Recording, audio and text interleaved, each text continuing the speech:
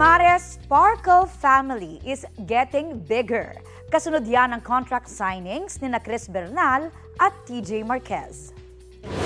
Mula sa kanyang starstruck fame noong 2006, nagbabalik as full-fledged sparkle artist si Chris at humbled siya sa pagtanggap sa kanya ng Sparkle GMA Artist Center.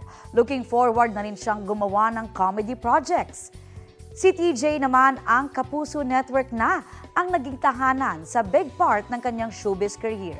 Present sa contract signing, si GMA Senior Vice President Attorney Annette Gozon Valdez at iba pang Sparkle officials. Very humbling. Kasi parang ako kasi nasa isip ko, baka mommy na ako, baka hindi na rin ako tanggapin. At saka parang feel ko, nagawa ko na lahat sa GMA.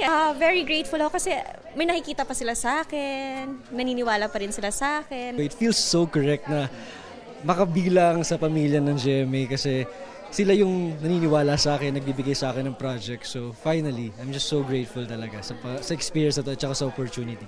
I'm very excited for them kasi talagang nakikita ko yung drive sa kanila. Iba yung mabibigay nila sa atin sa GMA. So exciting talaga makita ko ano yung mapapakita nila.